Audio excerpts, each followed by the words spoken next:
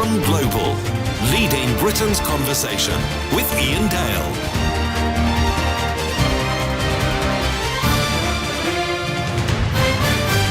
Hello, very good evening. It's 8:03 here on LBC. Welcome to the third of our Tory leadership interviews. I should tell you that we're also interviewing the two Liberal Democrat leadership candidates later in June. Andrea Leadsom's getting very excited at that prospect. Andrea, you are our third victim, if that's the right word. I should remind everyone that you can watch us also on the LBC website at lbc.co.uk, our YouTube channel, Facebook page and Twitter feed. Do you think, Andrea Leadsom, that the next leader of the Conservative Party has to be somebody who voted Leave? Well, my personal view is yes, it does. I think we are now in a very dangerous place as a country. Our politics is very much broken by the failure to leave the EU over the last 3 years.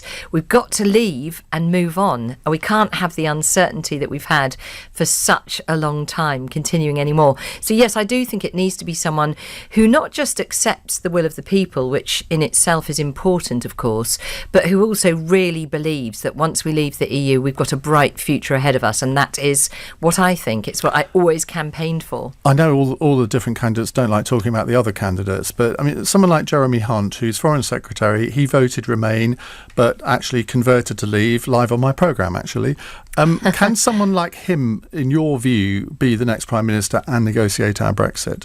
Well, I don't want to talk about other candidates. I'm here to put my own case, and certainly for me, I have passionately campaigned for Leave in the referendum campaign, and ever since I've been in government fighting for Brexit at every turn.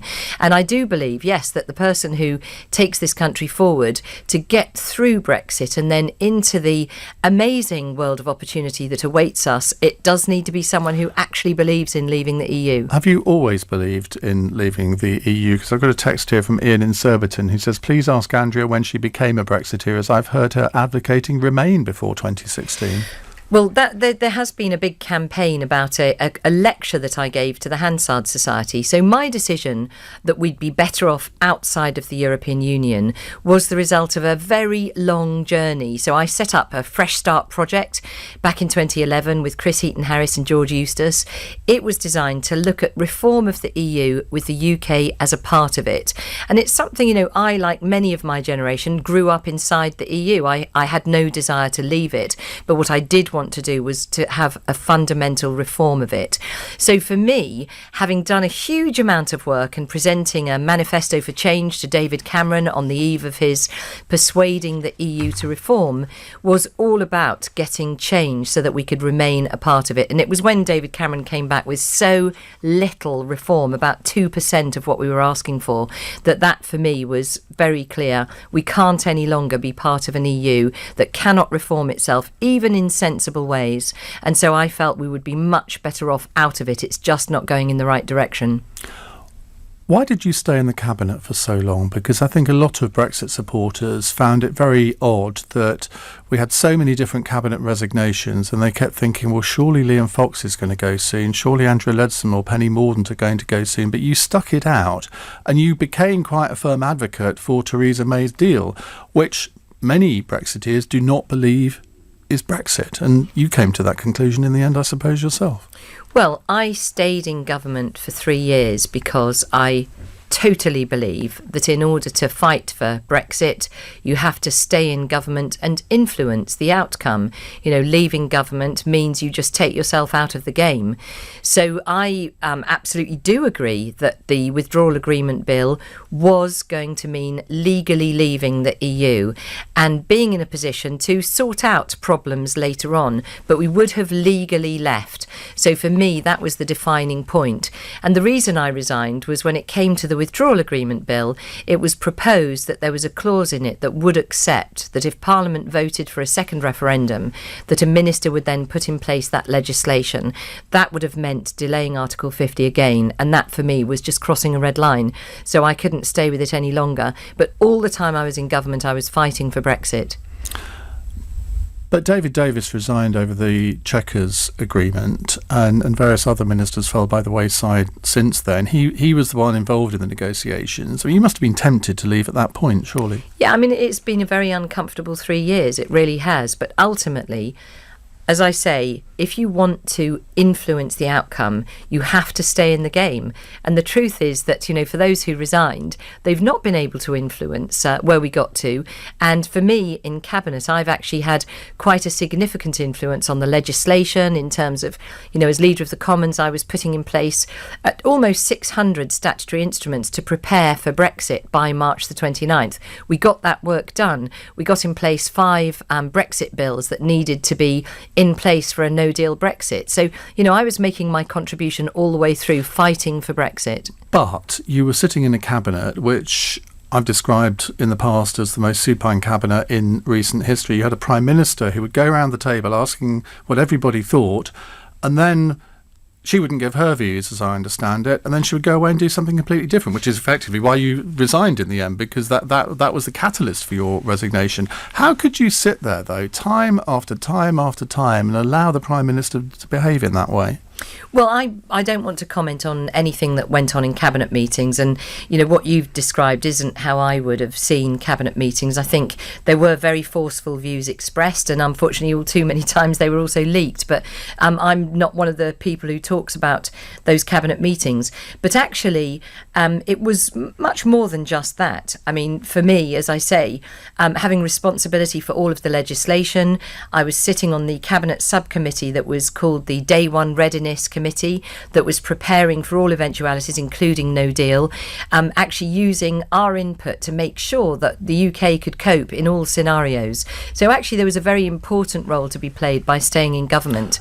But do you accept that as a member of that cabinet for the last 3 years, you've got to take your fair share of blame for the fact that we haven't left the EU yet? You can shower blame on the opposition, on various Conservative MPs as well, but in the end, you were part of the cabinet that failed to deliver Brexit. So why should people have confidence in you now to deliver on it?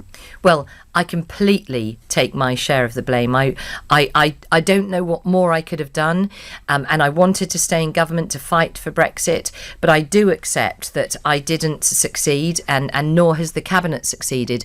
But that in many ways is why I'm putting myself forward now, because for over a year I've been advocating a managed exit, and I do believe that my plan, a 3-step plan, which is entirely workable, entirely deliverable, that gets us out of the EU by the end of October with a smooth exit, is a way forward that we should be exploring. Well, let's spend a few minutes going through that, okay, because I think one of the weaknesses of this leadership contest so far is that most candidates have said, well, trust me, I can do it. You've actually come out with a plan, yes, which has attracted some criticism. You would have expected that when you published it. But just take me through how you can do a managed, effectively no-deal Brexit, because a lot of people think that it's an impossible thing to deliver on. And it really isn't impossible. This is a deliverable plan. It's not a managed no deal, it's a managed exit. Either it's managed or it's no deal. It can't be both. So it's a managed exit. It's got 3 steps. The first step is to introduce 2 bills before summer recess, so in late July.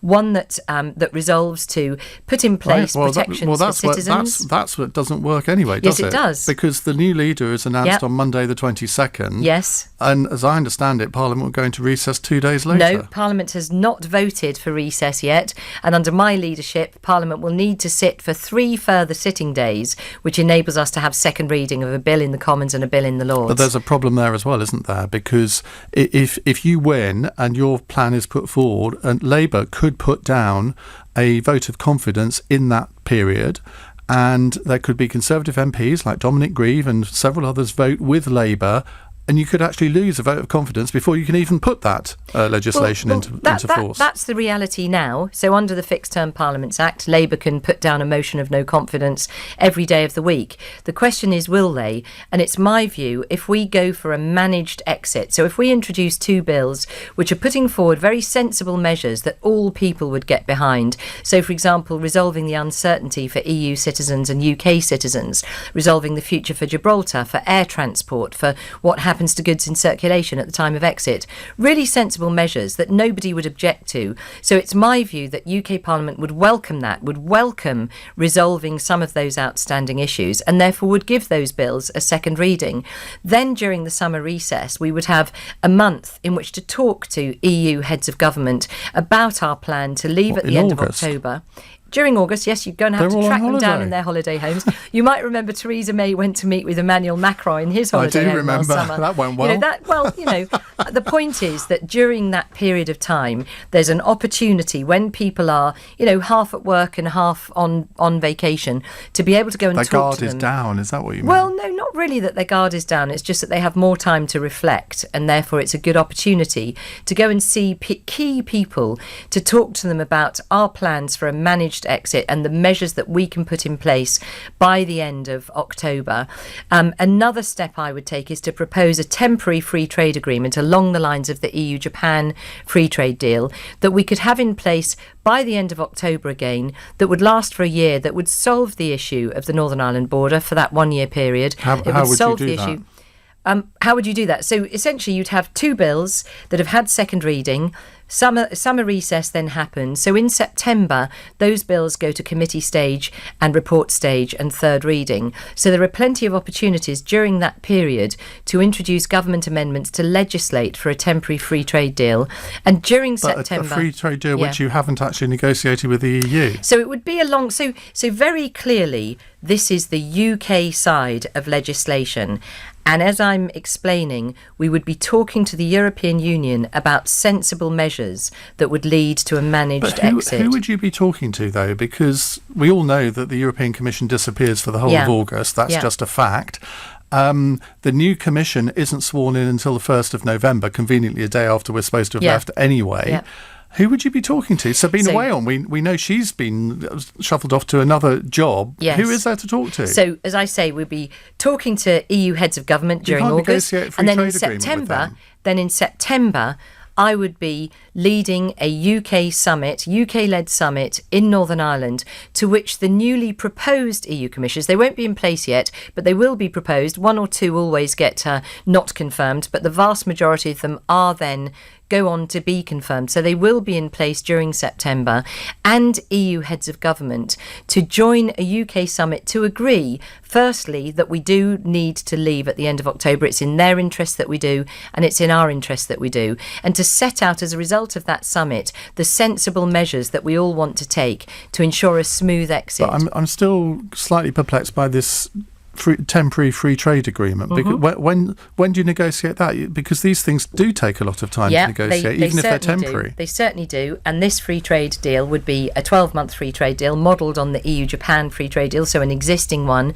that would actually, it wouldn't be the solution to all of our problems, but what it would be is it would work rather similarly to the implementation period, where in effect we would have a 12-month standstill period where trade, complex supply chains, complex issues around fresh food and so on could actually be resolved for that 12-month period. And then once we've left the EU at the end of October, we would then have that 12-month period in which to either look to extend or to agree a permanent solution, which, let's be clear, the EU offered us at the start of this negotiation. They offered us a comprehensive free trade agreement. So all of these things, we have to leave the European Union. How does that temporary agreement, how does that solve the Irish backstop issue? Well, because a temporary agreement means that you don't need a border, so you wouldn't need a hard border in Northern Ireland. What really incentive is there for the EU to negotiate to actually go along with this strategy? Because it's very much in their interests as well as in the interests of the UK. But that has been said all along for the last 3 years, hasn't it? And it hasn't quite turned out that way. Yes, except that it's always been the concern that the UK will not leave without a deal. And when it was put to the test, that was indeed the case. In my view, if you're to succeed in a negotiation, you have to be prepared to walk away. So very clearly, with a hard deadline of leaving at the end of October, it'll be in the EU's interest and in the UK's interest to make sure that the people who've been caught up in this, EU citizens living here, UK citizens living there, can have their future made certain to lift lift that uncertainty. And likewise, it'll be in our interest and their interest to agree an arrangement that can enable us to move on, to get out of the EU, to keep those complex supply chains up and running for a 1-year period whilst we sort out a permanent relationship. We're going to go to a break now, but we will be coming back in a moment, and we'll also come to your calls in a moment too. It's 17 minutes past 8. This is LBC. I don't expect to need legal advice anytime soon, but there's been several times when having a legal opinion on hand would have really helped. Because the families growing up, there's more chance they'll need it too. A Legal Defence membership means affordable advice 24/7 is only a phone call away. Legal Defence saves you 25% across all consumer and criminal law matters, from will preparation to buying or selling a house. To find out more, visit legaldefence.co.uk. Savings against standard Slater and Gordon fees. Sharing credit card details on scraps of loose paper. Finding battered receipts in the wash. Stressing out your accountant. Expense management doesn't have to be stuck in the dark ages. Say hello to Soldo, company cards that do your expenses for you. Give your team prepaid cards to simply spend, snap the receipt, and that's that.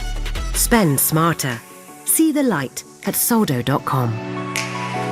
OK guys, as promised, here's my signature caprese salad with fresh Galbani mozzarella. In Italy, we say Galbani. Yeah, Galbani, topped with fresh basil and drizzled with a perfect balsamic dressing. Mwah. No, it's Galbani. Galbani mozzarella. Well, that's what I said. Galbani. Galbani. Galbanani. Oh, my Galbani. For proper Italian mozzarella, it's got to be Galbani. Unlock the city with the new Range Rover Evoque. Know your side streets. From your inner city beats. Know your underbelly and where to fill your belly. Your lamb, madam. Know your north from your south. Live for the city with the new Range Rover Evoque. Land Rover, above and beyond. So, Mark told me about Hiring Hub. The best kept secret in recruitment, he said. Yeah? They help you find quality candidates and fill professional jobs fast. Gets great reviews too. So, you going to go for it? Is he single? Not with Mark, with Hiring Hub. I posted an IT job a few days ago. Interviewing 4 people tomorrow. Want to fill professional jobs faster? Search Hiring Hub and post your job today. Is he though? Single? Rosa! Do you want to give your kids a head start? Think about it. Are you all set up to help with uni fees or a house deposit? No? Then it's time to Wealthify. The sooner you start a junior ISA with Wealthify, the more you can build them a tax-free nest egg. Just invest a lump sum or pay in monthly and let Wealthify do the rest. Start a junior ISA today. For more information, download the app or visit wealthify.com. With investing, capital is at risk and you could get back less than you put in. Iain Dale on LBC. Text 84850. 20 past 8. We have Andrea Leadsom with us, one of the 10 candidates for the Conservative Party leadership. If you'd like to watch us, we're on the LBC website at lbc.co.uk, Facebook page, Twitter feed and YouTube. Let's just finish off on Brexit, because I do want to cover a few other subjects. We've got lots of calls coming in, actually mostly not on Brexit. I don't know whether you think that's a good thing or not. Actually, yeah. If the EU, as I suspect they might do, say, well, we're not going to negotiate on the withdrawal agreement. In fact, we're not going to negotiate on anything. The British government has signed a treaty. That's it. You accept these terms or you leave on the 31st of October with no deal on a very hard Brexit. What would you do then? Well, you know, the assertions you've just made are not strictly correct, because I'm not asking the EU to negotiate on the withdrawal agreement. What I'm saying is there are some bits of it that are eminently sensible for them and for us. So those are things they have already agreed to. So that's the bits that I'd be looking to implement.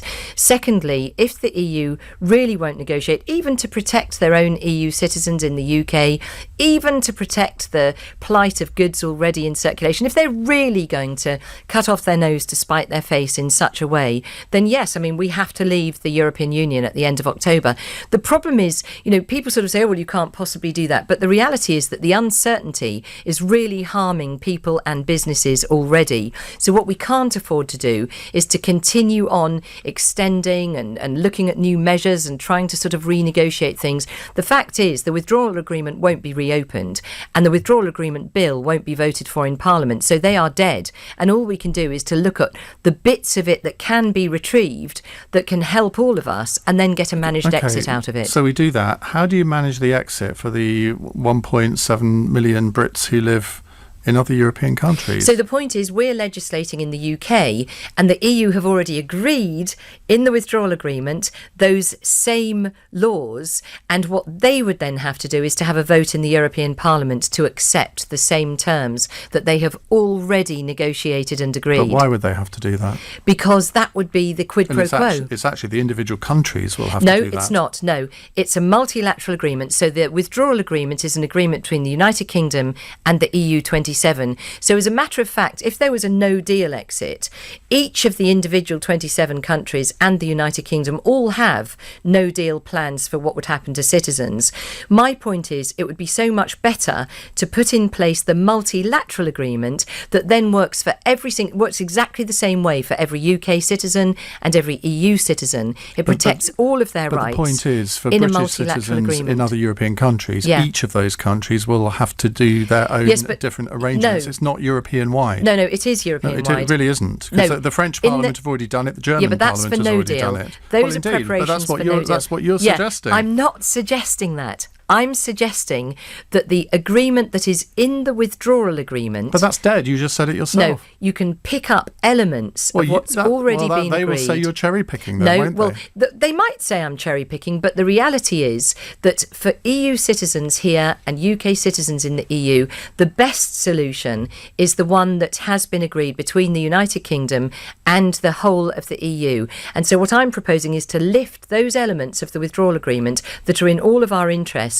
and to put those into a separate bill in the United Kingdom's legislation so that we can make progress with that bill. And if the EU also wants to have that multilateral agreement, they can then ratify that at EU level. Let's pretend that Brexit isn't here, that it's all solved, and wouldn't that be nice? That would be nice, yeah. You will remember watching Theresa May on her first day in office on the steps of Downing Street and making what I think even people who aren't Conservatives thought was a pretty good speech. Now, I'm not going to ask you to make a similar speech, but what's the one thing that Prime Minister Leadsom would want to be remembered for at the end of her premiership? What's the thing that really burns inside you? Think, well, if I get power, this is one thing I am going to do that is non-Brexit related. OK, so I'm going to be very greedy and say there's two things.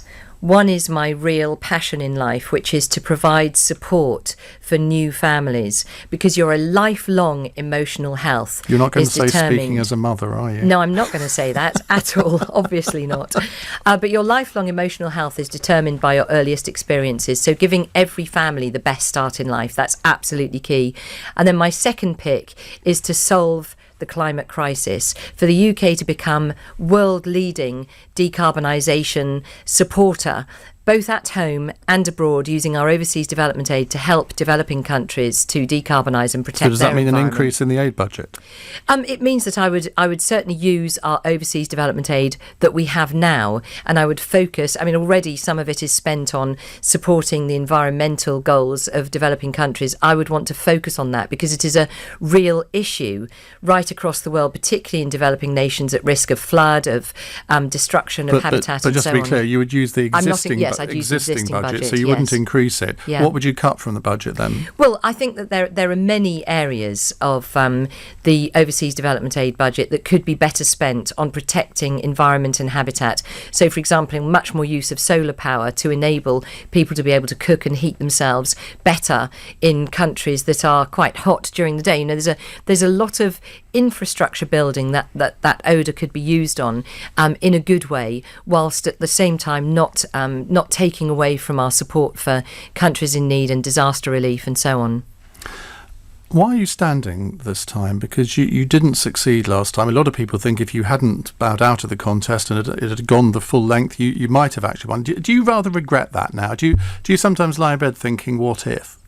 I really don't. And the truth is that back 3 years ago, we had a government that had told us we'd have 500,000 job losses, we'd be cutting the NHS, we'd be cutting pensions if we voted to leave. And then we did. We voted to leave.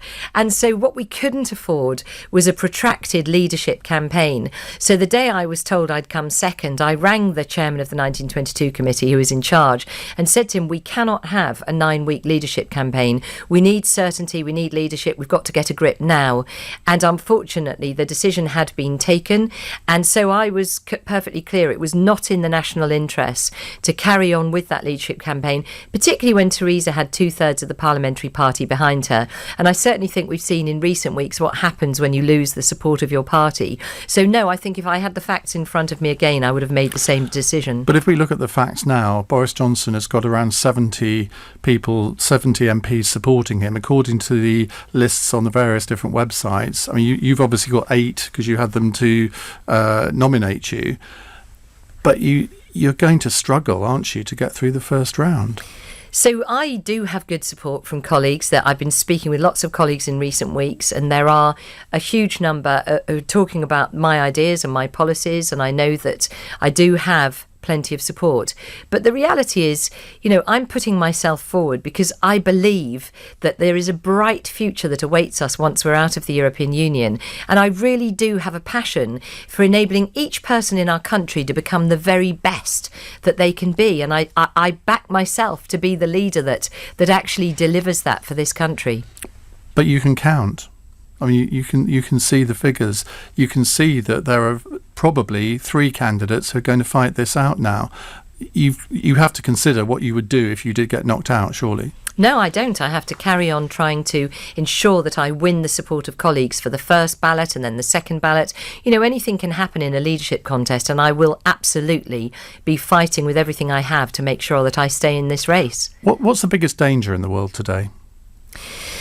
Well, I think one of the critical challenges facing the world is the climate crisis. I mean, it depends whether you're looking at the short-term challenge of things like nuclear war, or whether you're looking at the medium-term challenge of the environment. I mean, there are all sorts of challenges. And then, of course, here in the United Kingdom, we have a massive challenge of online harm and young people's mental health. So there are all sorts of challenges that require response from an empathetic and compassionate leader, and I do believe that that's what I would offer. Well, we're going to take some questions from our listeners in just a moment. 0345 6060 973 is the number to call. It's coming up to 8:30. Let's get the latest news headlines from David Dom. Tory leadership candidate Andrea Leadsom has told LBC the next Prime Minister needs to be someone who actually believes in leaving the EU. That's on the same day Rory Stewart has officially launched his campaign, saying the choice people face in the contest is between fantasy and reality over delivering Brexit. Oxfam's received an official warning following a major report into sexual misconduct claims following the 2010 earthquake in Haiti. Charity Commission concerns include a failure to report allegations of abuse against children in disaster zones. The organisation says it's deeply sorry. And a lodger who murdered 3 young children at their home has been released from prison. David McGravey killed 4-year-old Paul Ralph and his sisters Dawn and Samantha in Worcester in 1973 when he was 21. LBC weather, windy and wet and raining continuing across Wales, the Midlands and northern England tonight. Drier in Scotland and the south, a low of 6 degrees. This is LBC. Get an Ocean credit card. Check if you're eligible in minutes without affecting your credit score. It comes with a credit limit of up to £1,500 too. So get online and check for yourself at ocean.co.uk and get all that from Ocean. Intelligent Lending Limited is a credit broker. Capital One, the exclusive lender. Representative 39.9% APR variable. Looking for your perfect kitchen? Visit roomsense.co.uk. Quality at a price you can afford. That's RoomSense. Managed to fill those jobs yet? Oh, I'm struggling. You know Mark in HR? He was telling me about Hiring Hub. It connects you to loads of vetted specialist recruitment agencies, so you can widen your candidate search quickly, without any hassle. Really? Yeah. You post a job, and recruitment agencies you select send you their best candidates. Want to fill professional jobs faster? Search Hiring Hub and post your job today. Mark's nice, isn't he? Really? In 1972, Swale Heating was born. Since then, we have sold thousands of boilers from top manufacturers like Worcester Bosch. This year, we will sell our 250,000th boiler for free. And you could be the lucky winner. Visit swaleheating.com. Rely on us to keep you warm. Unlock the city with the new Range Rover Evoque. Know your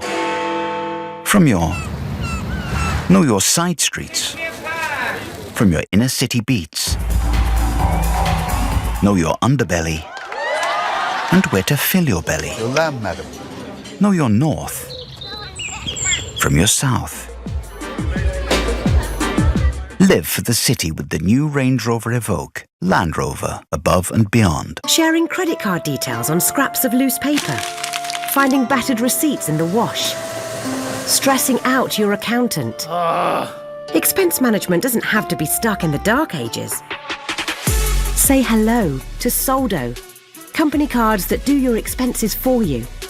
Give your team prepaid cards to simply spend, snap the receipt, and that's that. Spend smarter. See the light at soldo.com.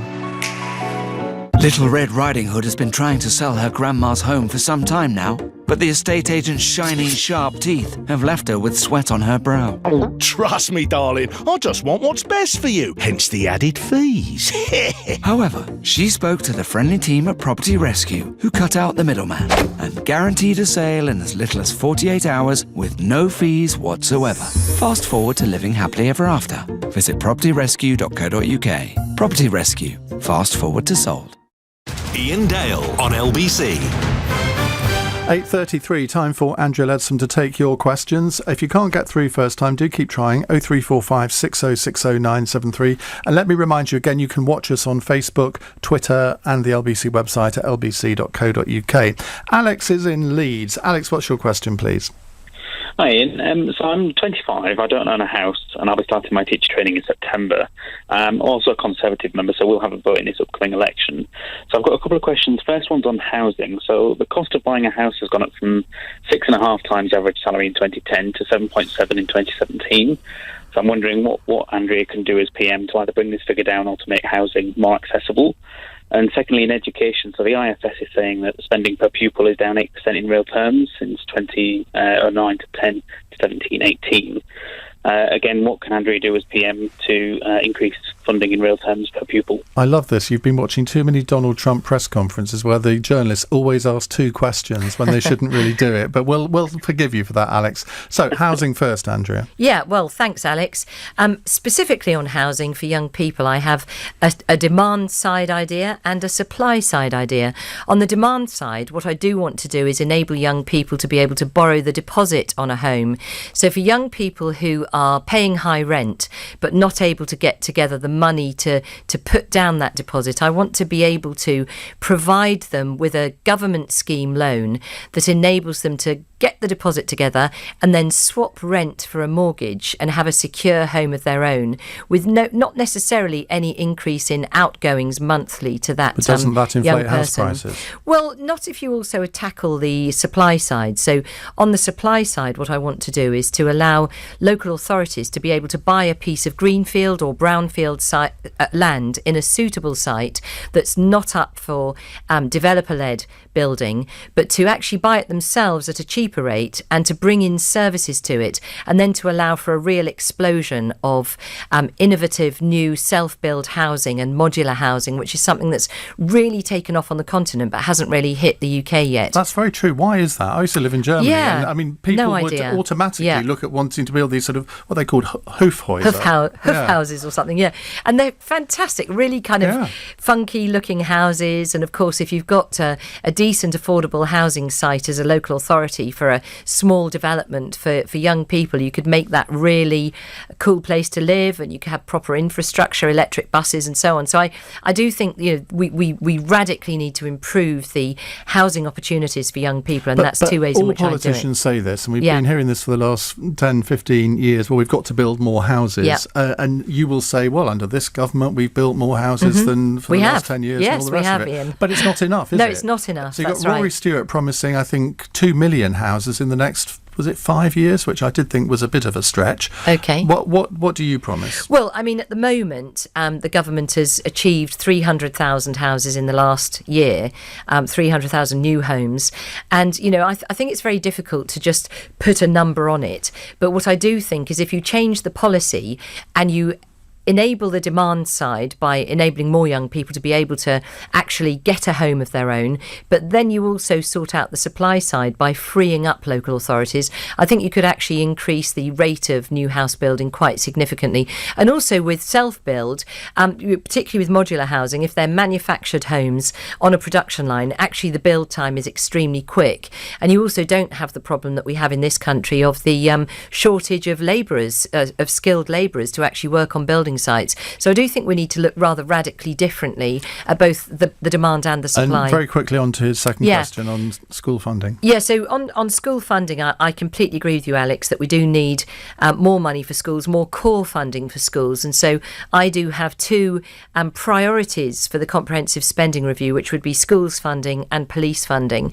Particularly where schools are concerned, though, I do think parents desperately need more wraparound care to enable them to go to work in the knowledge that their kids are safe.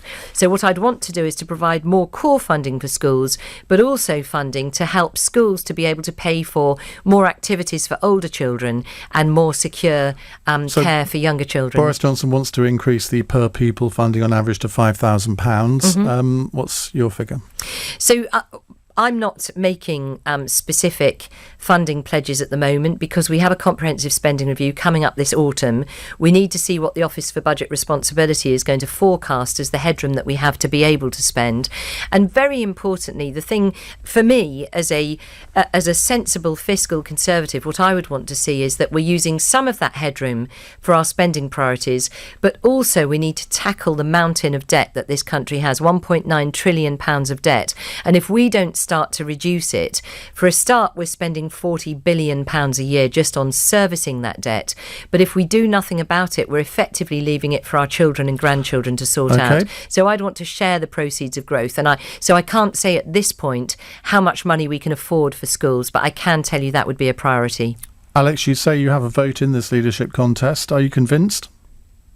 I think there's some good responses. I think on terms of education, I don't think I heard a commitment to actually increase real terms funding. Oh no, that's an absolute commitment, Alex. Okay. Yeah, perfect. definitely is. I shall leave you for another caller then, perhaps. Oh, I want to know who you're going to vote for, Alex. I don't think I can quite bring myself to vote for Boris Johnson. So I think in terms of voting for a Brexiteer, I think Dominic Raab has got some good ideas. I did quite like Andrea Leadsom in the previous campaign. Unfortunately, she did stand down. So we'll see how this campaign goes along. He's being a bit coy, isn't he? Alex, thank you very much. Thanks, Alex. Craig is in Portsmouth. Hi, Craig. Hi, good evening. Yes, I'm one of the 160,000 Conservative Party members who'll be voting at the end of when the votes go through. And I've got another two-part question, I'm afraid. But on the 25th of June, Labour have said they're going to take control of Parliament to legislate for to stop a no deal. Bearing in mind that Parliament's 2/3 remain, firstly, can they do that? If you were Prime Minister, could you stop it, and would you have the will to stop it? That's the first part of the question. And the second part of the question is, I think you'll agree with me that trust in politicians is at an all-time low at the moment. We were told 110 times that we'd be leaving on 29th of October, 29th of March. It didn't happen. So, come the 31st of October, if there's no deal on the table, can you categorically state now that you will take us out of the EU with no deal, regardless of what Parliament say? Yeah, well, I think I can absolutely reassure you on both your questions. I will definitely commit to taking us out of the EU, and in all circumstances at the end of October this year. How can you possibly do that, though? Because, as having been Leader of the Commons for the last 2 years, it is quite clear to me how that can happen. The legal default position is that we leave the European Union on the 31st of October. Unless Parliament intervenes. No, it's not unless Parliament intervenes. It's unless there is a law passed that says something different. Now, Parliament cannot actually generate its own laws other than through the type of arrangement that was the Oliver Letwin, Nick Bowles, Yvette But that's Cooper what they're trying to do bill. again now, That isn't is it? what they're trying to do again now. But that we do actually have a majority at the moment in Parliament with our confidence and supply agreement partners. And I do not think that Parliament will support the idea of another taking over of the order paper, such as happened last time. But there are about 20 Tory MPs, and we could probably sit here and name them if we had time, that may well support that. Yeah, it wouldn't be 20, but there are also some Labour members who wouldn't support that. We have tested it previously, and there isn't a majority in Parliament for actually legislating or enabling Parliament to legislate to take no deal off the table. So my own view is that with a managed exit proposal on the table, colleagues in Parliament across House will want to support a managed exit. You know, I know people say that Parliament is 75% Remain. In fact, many MPs will say to you that even if they were Remain, they do want to respect the will of the people at the referendum. And so they're not saying they don't want to leave the EU. They're saying it's the terms under which we leave that are very important to them. Okay. So a managed exit, I believe, will pass through Parliament. Craig, I'm going to move on because I do want to get more callers Thanks, in, and I'm Craig. going to ban two-part questions from now on, if you don't mind. Andrew's a first-time caller in Brentford. Andrew, what would you like to ask? Oh, hello. Good evening. I'm just phoning to find out what will the next Tory Prime Minister do about Islamophobia in their party. For example, you had Zach Goldsmith and his awful dog whistle campaign in 2016. You had Boris Johnson comparing women in burqas to letterboxes. You had the Muslim Council of Britain referring the Tory party to the some commission that Labour had. And what will she do to try and bring back the Muslim vote? And does she think that the Tory party have a problem with Muslims and Muslim supporters? Okay. Well, thanks for your question, Andrew. And the first thing I would say is that I think for so many Muslim families and Muslim communities, their values are so similar to those of the Conservative Party around family, community, hard work, opportunity, So why don't they vote and so Conservative on. then? So 11%. yeah, exactly. No, I completely agree. We need to really reach out to our Muslim friends and neighbours and make sure that people do feel very welcome in the Conservative Party. So you're absolutely right to point out that we have to stamp out any evidence whatsoever, wherever we see it, of anti-Muslim feeling. But do you accept that there is an Islamophobia problem in the Conservative Party? Because not all Conservatives do. No, well, I to be perfectly honest, I genuinely don't know. And when I've spoken to the party chairman about it, he has absolutely assured me that any complaints about any Conservative member along the grounds of either faith-based or race-based offence, that has been taken extremely seriously and members have been banned or suspended. So I'm assured by the chairman that we take every single accusation very seriously. There are quite a lot that have been suspended and then allowed back in without anybody knowing until someone finds out about it. Yeah, and I certainly think that the Conservative Party needs to be very, very careful to ensure that we're open and welcoming to people of all faiths and all communities right across the United Kingdom. Andrew, thank you very much for your call. Andrew. More calls in a second. 0345 6060 973. It's 8:45. Nick Ferrari at breakfast. Weekday mornings from 7. LBC. Bosses' pay and other pay within the BBC goes up by almost £18 million a year. They decide to stop free TV licence for over 75s. Gloria Hunniford, who joins me now. It is their lifeline, it's their information, it's their entertainment. Is it fair, really, that the BBC should have to decide where poverty begins and ends? Former Director General Greg Dyke. I think it was inevitable that they were going to come up with a solution, something like this. Taking a 20% cut to the total BBC budget would be very difficult. Nick Ferrari at breakfast. With Xero, get your business digital ready with Xero accounting software. LBC. LBC has been working with the Get Into Teaching campaign to look at how a career in teaching can shape lives beyond the classroom. There is this fantastic moment when they're struggling, and then suddenly, poof, this light goes on and you can see, and they suddenly get it, whatever it was, and it's incredibly rewarding and it's incredibly fulfilling. Go to lbc.co.uk for more information on a career in teaching, to hear the full discussion, and for a chance to win an iPad Air and Apple Watch with LBC. I'm home, love! Where are you? I've got a surprise for you. Oh, that's nice. Hey, look out the window. Okay. Ta-da! What on earth is that? It's a mobile home. You said you always wanted one. Mobile phone. I wanted a mobile phone. Oh, right. I've sold the house now. Should have gone to Specsavers for rechargeable hearing aids. Now from £1,395. Ask in store for details. At the Bank of Antandek, they're looking for a mascot. We need an icon. Something that says high flying to all our mortgage customers. Like a falcon or a stallion. Or even better, a parrot. Check it out. Meanwhile, at Santander, they're concentrating on helping customers find ways to take years off their mortgage with their overpayment calculator. See what's possible at Santander. All applications are subject to status and our lending criteria. Your home may be repossessed if you do not keep up repayments on your mortgage. In the trade, sign up to Wix Trade Pro and get 10% off every time you shop with no minimum spend. Download the app to register. Always cheaper with Wix Trade Pro. Terms apply. Unlock the city with the new Range Rover Evoque. Know your side streets, from your inner city beats. Know your underbelly and where to fill your belly. Your lamb, madam. Know your north from your south. Live for the city with the new Range Rover Evoque. Land Rover, above and beyond.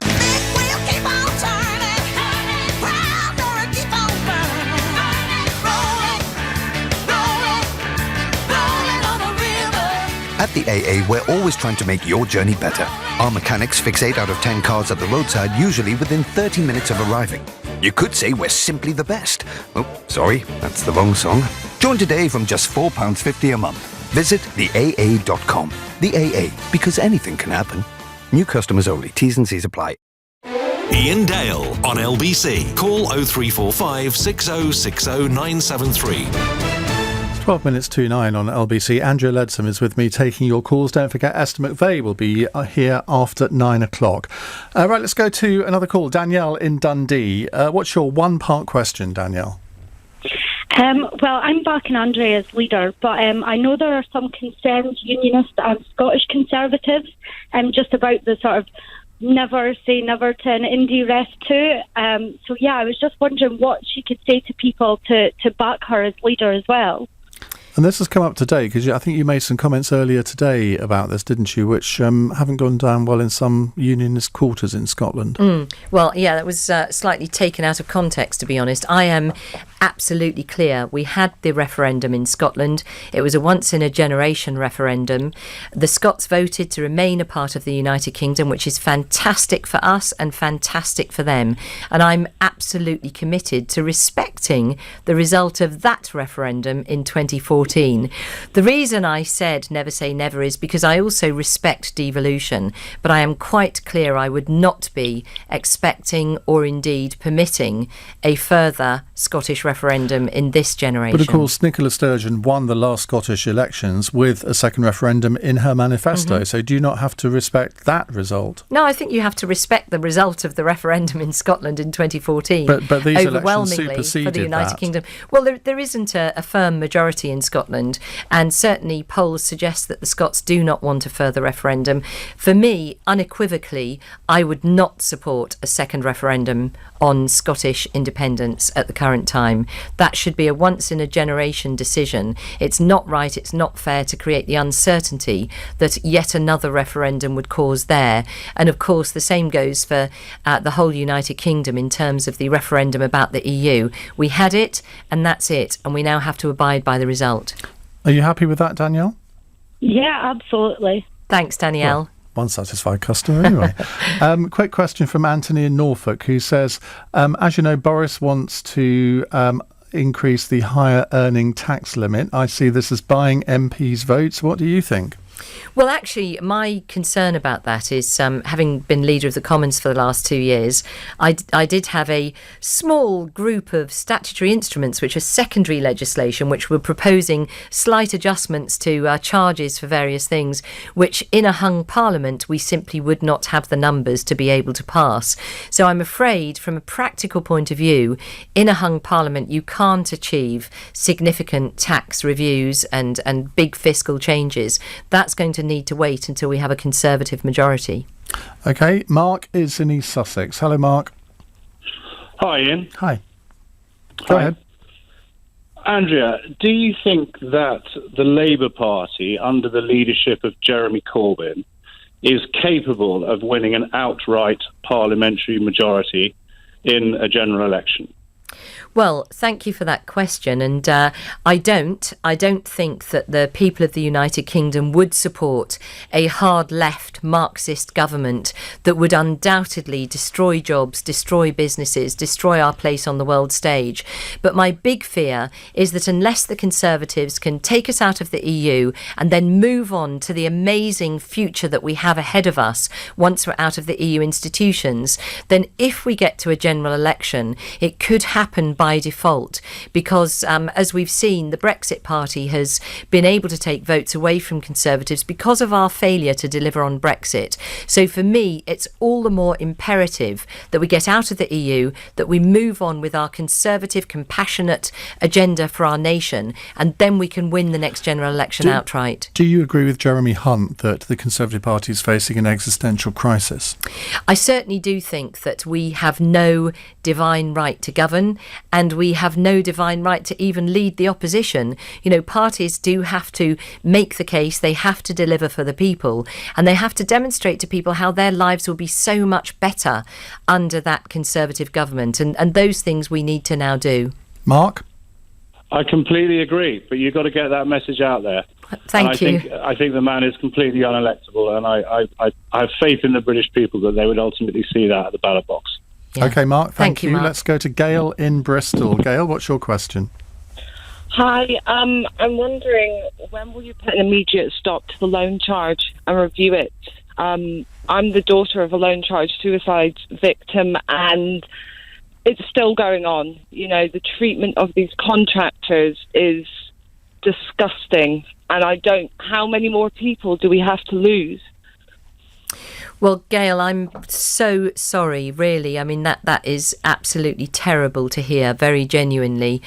And as you'll be aware, the issue around the loan charge is one of whether, in fact, people who had particular working arrangements were potentially sometimes encouraged through mis-selling to present their employment as along the lines of a loan to themselves. There wasn't mis-selling, was it? These salary. schemes were approved by the HMRC. Well, the HMRC was using them themselves. Yeah, well, the HMRC argues that these loans were never approved by HMRC, and that in fact it was always clear that these schemes were not acceptable.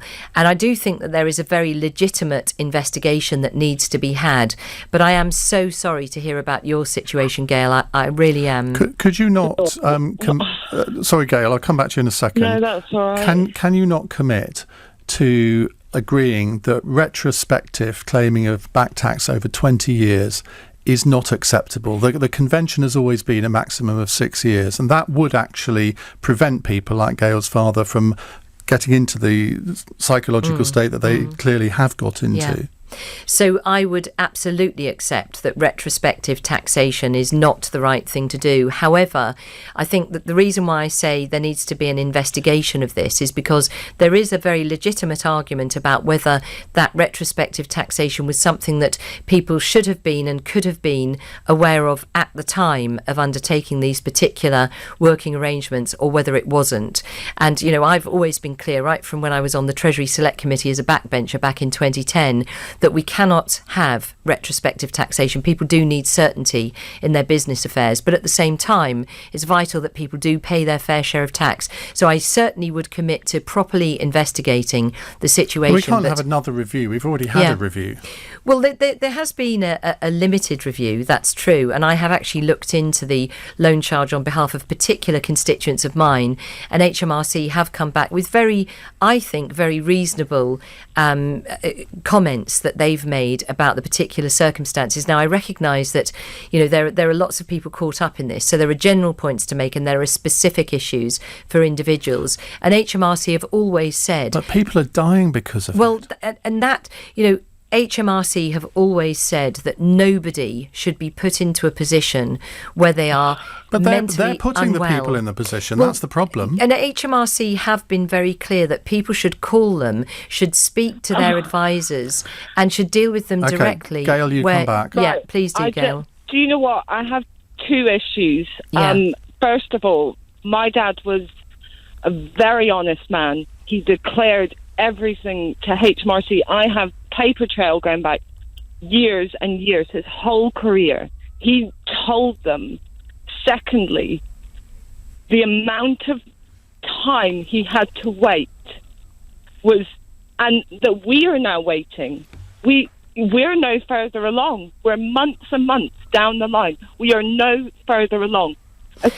He submitted on the deadlines. He was trying to work with them because he believed, from what they said, you've done wrong. And he met the deadlines, and he was met with, it'll be a few months. And from that, he could, and he wrote, he could not take it anymore. He couldn't take it. The waiting. I am now waiting. My family are now waiting. I wake up every day thinking about the loan charge. I think about my dad, and immediately I think about the loan charge. No one seems to be listening. They're saying, yeah, we'll look into it. We're going to review it. Yeah. Why don't speak to people that are living through it? I've read my dad's words. But it did to him, it ruined an indestructible man. Well, Gail, it's horrible to listen to what's happened to you and your family. Very quick final comment from you. Well, that sounds like something's gone terribly wrong there, Gail. And the one thing I really would urge you to do is to perhaps think about contacting your Member of Parliament, who will be able to get people to speak to you. It sounds to me like it does sound like something. Well, no, of course it won't. That is an absolute tragedy. I'm so very genuinely sorry to hear that. And certainly, as I say, I do think it needs to be reviewed. It does need to be fair to all of those who are faced with this real challenge. And of course, there will be some cases that have just gone wrong. And I'm so very, very sorry, Gail. Gail, thank you for having the bravery to phone in, because that can't have been easy. Andrea, thank you very much. We've run out of time, unfortunately. We've got still a full switchboard of calls. We could have gone on for the rest of the evening, but I think Esther McVeigh might have had a legitimate complaint if we'd done that, because she's on in a moment. Thank you very much indeed. Well, as I say, coming up in the next hour, Esther McVeigh will be joining us, the former Work and Pensions Secretary.